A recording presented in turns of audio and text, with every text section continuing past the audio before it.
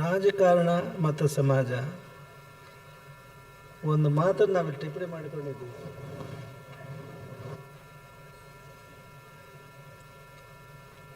ರಾಜಕಾರಣ ನಮ್ಮ ಕೋಟ ಶ್ರೀನಿವಾಸ ಪೂಜಾರಿಯವರು ಒಂದು ಪ್ರಶ್ನೆಯನ್ನು ಹಾಕಿದರು.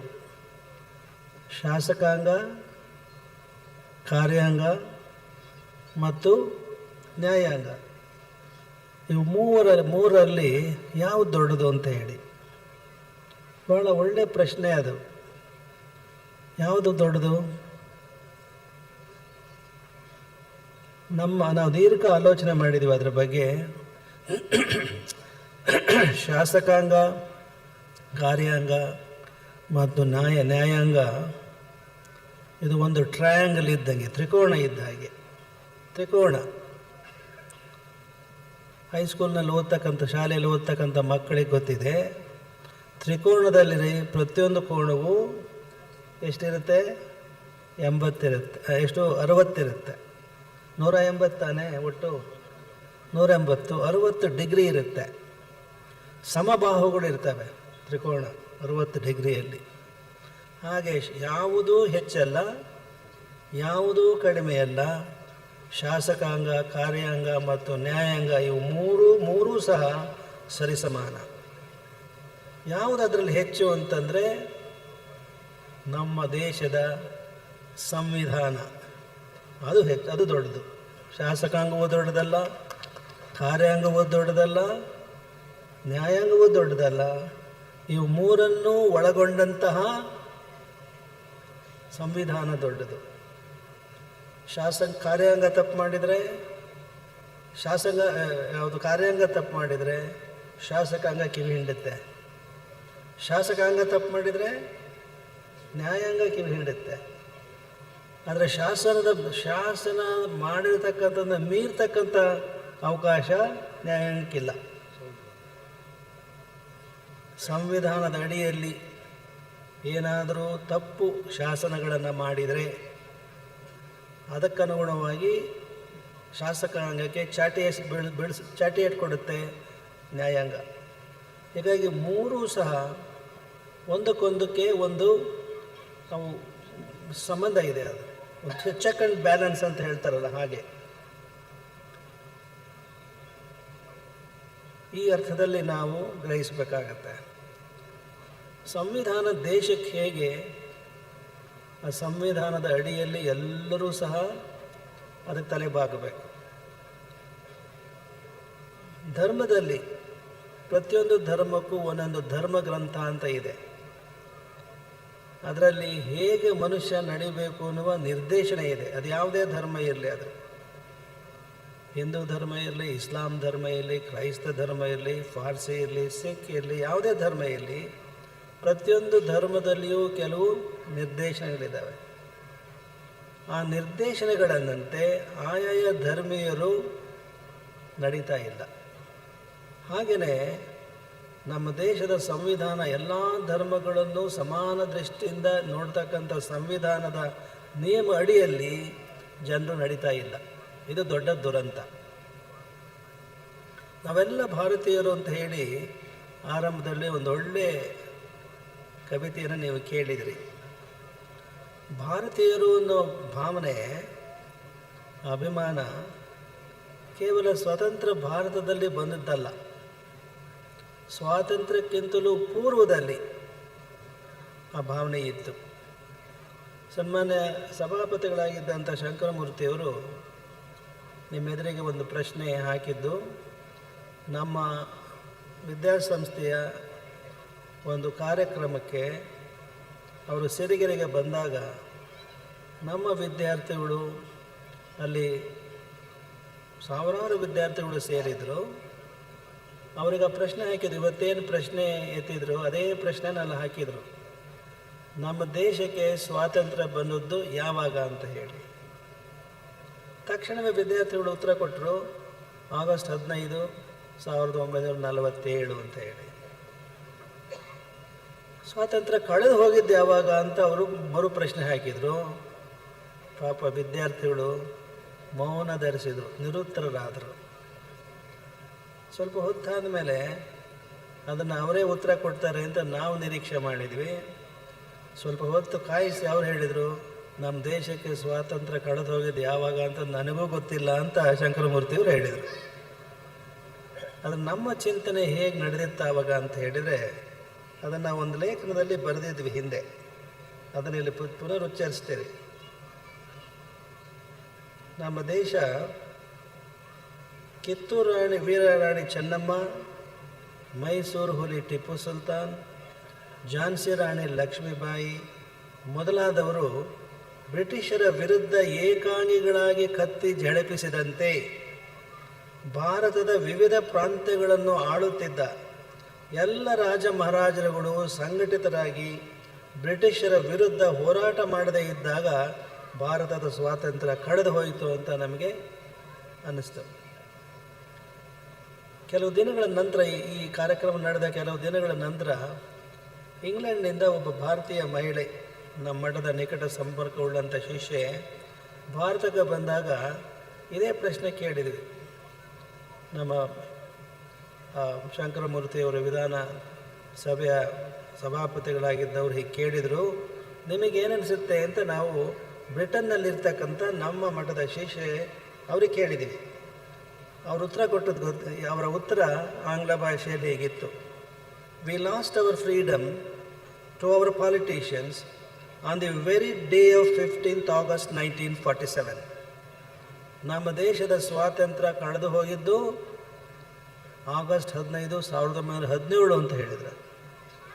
ಸ್ವಾತಂತ್ರ್ಯ ಬಂದದ್ದು 15 ಆಗಸ್ಟ್ 1947 ಅಂತ ಹೇಳಿದರೆ, ನಾವು ತಿಳ್ಕೊಂಡಿದ್ರೆ ಸ್ವಾತಂತ್ರ್ಯ ಕಳೆದು ಹೋಗಿದ್ದೆ ಆವಾಗ ಅಂತ ಆ ಮಹಿಳೆ ಉತ್ತರ ಕೊಟ್ಟರು. ಅದಕ್ಕೆ ಕಾರಣ ಏನು ಅಂದರೆ, ಅವರ country got divided and the both the arms left and right of mother India var cut off by our politicians and made her disabled ಅಂತ ಹೇಳಿ, ಭಾರತ ಮಾತೆಯ ಎರಡೂ ತೋಳುಗಳನ್ನು ಆಗಸ್ಟ್ 15/47 ಕತ್ತರಿಸಿ ಹಾಕಿದ್ರು ನಮ್ಮ ರಾಜಕಾರಣಿಗಳು.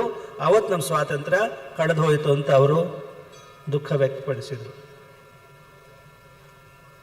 ಸ್ವಾತಂತ್ರ್ಯ ಪೂರ್ವದಲ್ಲಿ ನಾವೆಲ್ಲ ಭಾರತೀಯರು ಅನ್ನೋ ಭಾವನೆ ಎಷ್ಟರ ಮಟ್ಟಿಗೆ ಬೇರೂರಿತ್ತು ಅನ್ನೋದಕ್ಕೆ ಅದೇ ಕ್ರೀಡಾ ಮೇಳದಲ್ಲಿ ನಮ್ಮ ವಿದ್ಯಾಸಂಸ್ಥೆಯ ಎಕ್ಸಿಕ್ಯೂಟಿವ್ ಆಫೀಸರ್ ಇದ್ದಾರಲ್ಲ, ಅವರು ಹೇಳಿದ ಒಂದು ಘಟನೆ ನಮಗೆ ತುಂಬ, ಅದು ಬಹಳ ನಮ್ಮನ್ನು ತುಂಬ ಭಾವುಕರನ್ನಾಗಿ ಮಾಡಿತು. ಜರ್ಮನಿಯಲ್ಲಿ 1936ರಲ್ಲಿ ಜರ್ಮನಿಯಲ್ಲಿ ಒಲಿಂಪಿಕ್ಸ್ ಕ್ರೀಡೆ ಏರ್ಪಾಡಾಗಿತ್ತು. 1936 ನಮ್ಮ ದೇಶಕ್ಕೆ ಸ್ವಾತಂತ್ರ್ಯ ಬರೋದಕ್ಕೆ ಮುಂಚಿತವಾಗಿ 10 ವರ್ಷ 11 ವರ್ಷ ಮುಂಚೆ ಆ ಒಲಿಂಪಿಕ್ಸ್ ಕ್ರೀಡೆಯಲ್ಲಿ ಭಾರತದಿಂದ ಹಾಕಿ ತಂಡ ಅಲ್ಲಿಗೆ ಹೋಗಿತ್ತು ಆಡಲಿಕ್ಕೆ ಅಂತ ಹೇಳಿ. ಮೊದಲನೆಯ ಸುತ್ತಿನಲ್ಲಿ ಜರ್ಮನಿ ಮತ್ತು ಭಾರತೀಯ ತಂಡದ ಮಧ್ಯೆ ಪ್ರದರ್ಶನ ಪಂದ್ಯ ಅಂತ ಮಾಡ್ತಾರೆ ಆರಂಭದಲ್ಲಿ ಯಾವುದೇ ಆಟದಲ್ಲಿ. ಆ ಪ್ರದರ್ಶನ ಪಂದ್ಯದಲ್ಲಿ ಭಾರತೀಯ ತಂಡ ಸೋಲ್ತು. ಜರ್ಮನಿ 4 ಗಳಿಸಿದರೆ ಗೋಲನ್ನು, ಭಾರತೀಯ ತಂಡ 1 ಗಳಿಸಿ ಸೋಲ್ತು. ಹೀಗಾಗಿ ಅಲ್ಲಿರ್ತಕ್ಕಂಥ ಭಾರತೀಯರಿಗೆ ಬಹಳ ನೋವುಂಟಾಗಿ ಅವರು ಭಾರತಕ್ಕೆ ಕರೆ ಮಾಡಿ ಅವರು ಕೇಳಿಕೊಂಡ್ರು, ಒಬ್ಬರು ಒಳ್ಳೆಯ ಆಟಗಾರರನ್ನು ನೀವು ಕಳಿಸ್ಕೊಡಿ, ನಮ್ಮ ತಂಡ ಇಲ್ಲಿ ಸೋಲ್ತಾ ಇದೆ ಅಂತ ಹೇಳಿ. ಆಗ ಬ್ರಿಟಿಷ್ ಅಧಿಕಾರಿಗಳು ಬ್ರಿಟಿಷ್ ಸೇನಾಧಿಕಾರಿ ಒಬ್ಬ ಕ್ಯಾಪ್ಟನ್ ಅಲಿ ಇಕ್ತೆದಾರ್ ಶಾ ಅಂತ ಒಬ್ಬರಿದ್ದರು ಇಲ್ಲಿ ಭಾರತೀಯ ಸೇನೆಯಲ್ಲಿ, ಒಳ್ಳೆಯ ಆಟಗಾರ. ಅವನು ಕಳಿಸ್ಕೊಡ್ರಿ ಅಂತ ಭಾರತೀಯ ನಾಗರಿಕರು ಜರ್ಮನಿಯಲ್ಲಿರೋರು ಕೇಳಿದರು. ಆದರೆ ಬ್ರಿಟಿಷ್ ಸೇನಾಧಿಕಾರಿ ಒಪ್ಪಲಿಲ್ಲ. ಅದರ ಬದಲು ಒಬ್ಬ ಪಂಜಾಬ್ ರೆಜಿಮೆಂಟಿನ ಸಾಮಾನ್ಯ ಸಿಪಾಯಿ, ಆರ್ಡಿನರಿ ಸೋಲ್ಜರ್, ಅವನ ಹೆಸರು ಧ್ಯಾನ್ ಚಂದ್ ಅಂತ ಹೇಳಿ ಅವನು ಕಳಿಸಿದರು. ಅವನು ಜರ್ಮನಿಗೆ ಇನ್ನೇನು ಆಟ ಶುರುವಾಗಬೇಕು ಆ ಹೊತ್ತಿಗೆ ವಿಮಾನದಲ್ಲಿ ಜರ್ಮನಿಗೆ ಹೋಗ್ತಾನೆ. ಅಲ್ಲಿ ಆಟ ಆಡೋಕ್ಕೆ ಪ್ರಾರಂಭ ಮಾಡ್ತಾನೆ. ಆಗ ಆ ಆಟವನ್ನು ನೋಡಲಿಕ್ಕೆ ಅಂತ ಹಿಟ್ಲರ್ ಕೂತಿರ್ತಾನೆ. ಹಿಟ್ಲರ್ ನಮ್ಮ ದೇಶ ಗೆಲ್ಲುತ್ತೆ ಅಂತ ಹೇಳಿ ಹಿಟ್ಲರ್ ಕೂತ್ಕೊಳ್ತಾನೆ, ನೋಡ್ತಾ ಇರ್ತಾನೆ. ಆದರೆ ಜರ್ಮನಿ ತಂಡ ಈ ಧ್ಯಾನ್ ಚಂದ್ ಹೋಗಿ ಆಟ ಆಡೋಕ್ಕೆ ಶುರು ಮಾಡಿದ ಮೇಲೆ ಅದು ಇದನ್ನು ಗೋಲ್ ಪಡೀಲಿಕ್ಕೆ ಕಷ್ಟ ಆಗುತ್ತೆ. ಒಂದು ಸಂದರ್ಭದಲ್ಲಿ ಏನಾಗಿಬಿಡುತ್ತೆ ಅಂತ ಹೇಳಿದರೆ, ಆಟ ಆಡುವಾಗ ಇದೇನಿರುತ್ತಲ್ಲ, ಅದು ಏನು ಹೇಳ್ತೀರಿ ಅದಕ್ಕೆ, ಸ್ಟಿಕ್ ಇರುತ್ತಲ್ಲ, ಕೋಲು, ಇದ್ರದ್ದು ಏನು ಹೇಳ್ತೀರಿ ಅದಕ್ಕೆ, ಹಾಕಿ ಸ್ಟಿಕ್, ಅದು ಅವನ ಬಾಯಿಗೆ ಅವನ ಹಲ್ಲಿಗೆ ಬಡಿದು ಬಿಡುತ್ತೆ. ಹಲ್ಲು ಉದುರು ಹೋಗಿಬಿಡುತ್ತೆ, ಅವನು ಕೆಳಗೆ ಬೀಳ್ತಾನೆ, ತುಂಬ ರಕ್ತಸ್ರಾವ ಆಗುತ್ತೆ. ಆಮೇಲೆ ಅವನು ಸುಧಾರಿಸ್ಕೊಂಡು ಮತ್ತೆ ಅವನು ಆಟ ಆಡ್ತಾನೆ. ಆ ಚಪ್ಪಲಿ ಇದಿರ್ತಾರೆ, ಶೂ ಇರುತ್ತಲ್ಲ, ಆ ಶೂ ಎಲ್ಲ ಬಿಸಾಡಿ ಒಂದು ಆರ್ಡಿನರಿ ಶೂ ಧರಿಸ್ಕೊಂಡು ಅವನು ವೀರಾವೇಶದಿಂದ ಆಟ ಆಡ್ತಾನೆ. ಆಗ ಭಾರತ ತಂಡ 8 ಗೋಲು ಪಡೆದು ಒಂದೇ ಒಂದು ಗೋಲು ಜರ್ಮನಿ ಪಡೆಯುತ್ತೆ. ಹೀಗೆ 8 ಗೋಲನ್ನು ಹೊಡೆದು ಭಾರತ ತಂಡ ಗೆಲ್ಲುತ್ತೆ. ಅದನ್ನು ನೋಡ್ತಿದ್ದ ಹಾಗೇ ಅವನು ಹಿಟ್ಲರ್ ಇದ್ನಲ್ಲ, ಅವನು ಭಾಳ ಬೇಸರದಿಂದ ಹೊರಟೋಗ್ಬಿಡ್ತಾನೆ. ಭಾರತ ಗೆದ್ದ ಆ ಒಂದು ಆಟ ಗೆಲ್ಲಿಸಿದಂಥ ಧ್ಯಾನ್ ಚಂದನನ್ನು ಹಿಟ್ಲರ್ ಕರೆಸ್ತಾನೆ. ಅವನ್ನ ಖಾಸಗಿಯಾಗಿ ಅವನ ಹತ್ರ ಮಾತಾಡ್ತಾನೆ. ನೋಡು, ನೀನೇನಾಗಿ, ಅವನ ಪ್ರಶ್ನೆ, ಆ ಡೈಲಾಗ್ ಇದು ಜರ್ಮನ್ನಲ್ಲಿದೆ, ಅದನ್ನು ನಾವು ಕನ್ನಡಕ್ಕೆ ತರ್ಜುಮೆ ಮಾಡಿದ್ದೀವಿ. ಅದು ಆ ಸಂಭಾಷಣೆಯನ್ನು ಓದಿ ಹೇಳ್ತೀನಿ ನಿಮಗೆ. ಹಿಟ್ಲರ್ ಕೇಳ್ತಾನೆ, ನಿನ್ನ ತಂಡ ನಿರೀಕ್ಷೆಗೂ ಮೀರಿ ತುಂಬ ಚೆನ್ನಾಗಿ ಆಟ ಆಡಿದೆ, ಅಭಿನಂದನೆಗಳು. ನಿನಗೇನೋ ಗಾಯವಾಯಿತು ಎಂದು ತಿಳಿದು ಬಂತು, ಈಗ ಹೇಗಿದ್ದೀಯಾ ಅಂತ ಕೇಳ್ತಾನೆ ಹಿಟ್ಲರ್. ಧ್ಯಾನ್ ಚಂದ್, ಇಂದಿನ ಸ್ಪರ್ಧೆಯಲ್ಲಿ ನನ್ನ ಒಂದು ಹಲ್ಲನ್ನು ಜರ್ಮನಿಯ ಕ್ರೀಡಾಂಗಣದಲ್ಲಿ ನೆಟ್ಟಿದ್ದೇನೆ. ನನ್ನ ಒಂದು ಹಲ್ಲನ್ನು ಜರ್ಮನಿಯ ಕ್ರೀಡಾಂಗಣದಲ್ಲಿ ನೆಟ್ಟಿದ್ದೇನೆ. ಈಗ ಪರವಿಲ್ಲ, ನಿಮ್ಮ ಆದರಾತಿಥ್ಯಕ್ಕೆ ಧನ್ಯವಾದಗಳು ಅಂತ. ಮುಂದೆ ಹಿಟ್ಲರ್ ನಗುತ್ತಾ, ನೀನು ಹಾಕಿ ಆಡದೇ ಇದ್ದಾಗ ಏನು ಕೆಲಸ ಮಾಡ್ತೀಯ ಅಂತ ಕೇಳ್ತಾನೆ. ಧ್ಯಾನ್ ಚಂದ್ ಹೇಳ್ತಾನೆ, ಭಾರತೀಯ ಸೈನ್ಯದಲ್ಲಿ ನಾನೊಬ್ಬ ಸಾಧಾರಣ ಸಿಪಾಯಿ. ಹಿಟ್ಲರ್, ನಿನ್ನ ಹಾಗೆಯೇ ನಾನು ಒಬ್ಬ ಸಾಧಾರಣ ಸಿಪಾಯಿ ಆಗಿದ್ದೆ. ಬ್ರಿಟಿಷರು ನಿನ್ನ ಶಕ್ತಿ ಸಾಮರ್ಥ್ಯವನ್ನು ಗುರುತಿಸುವುದಿಲ್ಲ. ನನ್ನ ಜರ್ಮನ್ ಸೈನ್ಯದಲ್ಲಿ ನಿನ್ನನ್ನು ಒಬ್ಬ ಆಫೀಸರನ್ನಾಗಿ ಮಾಡ್ತೀನಿ. ನನ್ನ ನಾಜಿ ಸೈನ್ಯಕ್ಕೆ ಸೇರ್ತೀಯಾ ಅಂತ ಕೇಳ್ತಾನೆ. ಕೆಲ ಹೊತ್ತು ಮೌನ ಆವರಿಸುತ್ತೆ. ಧ್ಯಾನ್ ಚಂದ್ ಒಪ್ಪಬಹುದು ಅಂತ ನಿರೀಕ್ಷೆಯಲ್ಲಿ ಹಿಟ್ಲರ್ ಇರ್ತಾನೆ, ನಾಜಿ ಸೈನಿಕರು ಇರ್ತಾರೆ. ಅವನ ಮುಖವನ್ನು ಸೂಕ್ಷ್ಮವಾಗಿ ನೋಡ್ತಾರೆ. ಆಗ ಧ್ಯಾನ್ ಚಂದ್ ಹೇಳ್ತಾನೆ, ನೀವು ತೋರಿದ ಗೌರವಾಧಾರಗಳಿಗೆ ಮತ್ತು ಧಾರಾಳತನಕ್ಕೆ ಧನ್ಯವಾದಗಳು. ಭಾರತದಲ್ಲಿ ನಾನಿರುವ ಸಿಪಾಯಿ ಹುದ್ದೆ ಎಷ್ಟೇ ಚಿಕ್ಕದಾದರೂ ನಾನೊಬ್ಬ ಭಾರತೀಯ. ಭಾರತ ನನ್ನ ಮಾತೃಭೂಮಿ. ನಾನು ಭಾರತೀಯನಾಗಿಯೇ ಇರುತ್ತೇನೆ. ನಮ್ಮ ಜನರೊಡನೆ ಇರಲು ಬಯಸುತ್ತೇನೆ. ನೀವೇನೇ ಕ್ಯಾಪ್ಟನ್ ಮಾಡ್ತೀನಿ ಅಂದರೂ ಕೂಡ ನಿಮ್ಮ ದೇಶಕ್ಕೆ ನಾನು ಬರೋದಿಲ್ಲ, ನಿಮ್ಮ ಸೈನ್ಯಕ್ಕೆ ಸೇರಲ್ಲ ಅಂತ ಹೇಳ್ತಾನೆ. ಇದು ರಾಷ್ಟ್ರ ಪ್ರೇಮ. ಸ್ವಾತಂತ್ರ್ಯ ಪೂರ್ವದಲ್ಲಿದ್ದಂತಹ ಭಾರತೀಯರ ರಾಷ್ಟ್ರ ಪ್ರೇಮ, ನಾವು ಭಾರತೀಯರು ಅನ್ನೋದು. ಆ ರಾಷ್ಟ್ರ ಪ್ರೇಮ ನಮ್ಮಲ್ಲಿ ಇದೆಯೇ ಅನ್ನುವ ಆತ್ಮವಿಮರ್ಶೆಯನ್ನು ನೀವೆಲ್ಲರೂ ಕೂಡ ಮಾಡ್ಕೋಬೇಕು. ಇವತ್ತು ಬೆಳಗ್ಗೆ ರಾಷ್ಟ್ರಧ್ವಜಾರೋಹಣ ಮಾಡಿದ್ದೀವಿ. ಇವತ್ತು ಏನು ನಮ್ಮ ಏನು ಕಾರ್ಯಕ್ರಮ ಇವತ್ತಿದೆಯಲ್ಲ, ಸಂವಿಧಾನಕ್ಕೆ ಗಣರಾಜ್ಯೋತ್ಸವದ ಒಂದು ಏನು ಧ್ವಜಾರೋಹಣ ಇತ್ತು. ಎಷ್ಟು ಜನ ಇದ್ದರು? ಎಲ್ಲ ವಿದ್ಯಾರ್ಥಿಗಳು, ಕೆಲವರು ಅಧಿಕಾರಿಗಳು, ಒಂದು 50-100 ಇರ್ಬೋದಷ್ಟೇ.